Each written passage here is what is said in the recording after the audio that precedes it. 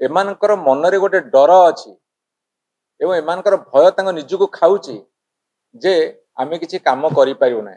अरे तमे काम एमिति भी करि पारुन कि 5 वर्ष पूरी जीव करि भी पारिबो नाही काहे ना तुमर नीति ठीक नाही। जोठी गणतंत्र को हत्या करा जाइछि सेठी विद्रोह सृष्टि होइछि। आपण मान देखिबे पाकिस्तान परे श्रीलंका परे बांग्लादेश परे वर्तमान नेपाल एबे फ्रांस रे मध्य विक्षोभ जारी रही। तार कारण होची गणतंत्र को जतले कुठारघात करा जाए सेते बेले विप्लव जन्म निये। आज भारत वर्ष रे ओडिशा भली एक राज्य रे भारतीय जनता पार्टी जतले शासन करूची ठीक सही मुहूर्त रे गणतंत्र प्रति गभीर कुठारघात होइछि।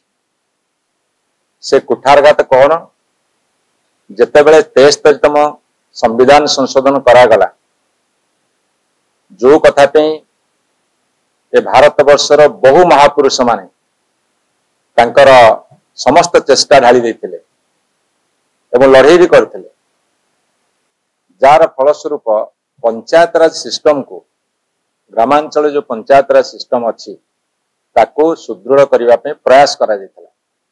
ए कथा मध्य महात्मा गांधी सबुठारु गोटे बड़ अवदान थिला भारत वर्ष स्वाधीनता संग्राम परवर्ती पीढ़ी पे। जेतेबेले पंचायत राज व्यवस्था को सुदृढ़ करने कथा विभिन्न सरकार पदक्षेप निया जायतिला। विशेषकर ओडिशा रे माननीय मुख्यमंत्री नवीन पट्टनायक समय पंचायत राज व्यवस्था को प्रभुत क्षमता अर्पण करा जाउतला। वर्तमान भारतीय जनता पार्टी सरकार ओडिशा रे समस्त क्षमता को अपहरण करिवार अपचेष्टा करिसंती एवं ताकू गतकाली कैबिनेट रे मध्य मंजूरी देइछंती।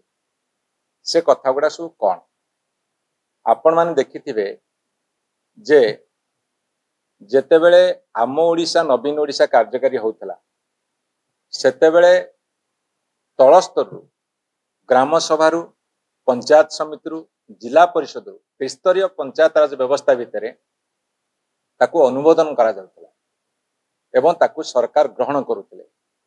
ए सरकार आसिला परे से कथा को उठे देले ये कौन कले विकसित गाँ विकसित ओडिशा किंतु सेथिरे विशेष भाव में पंचायत राज व्यवस्था रे निर्वाचित प्रतिनिधि मानकर भूमिका रहिला नाही।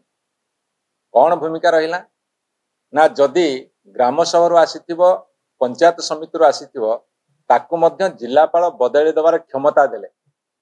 एटा है बड़ कुठारघात पंचायत राज व्यवस्था प्रति। एवं पुणी कौन कहा गला ना एमएलए माने 40% सेथिरे तांकर सुपारिश करि परिबे। मु आपण मान को कहि रखे भारतीय जनता पार्टी बहु समय बहुत हल्ला करिसंती जे आमे पूरा राजनीतिक को समस्त क्षमता रखिबो। एबे से कौन कले भली तांको निजुको सरकारी ऑफिसर पाखे समर्पी देले।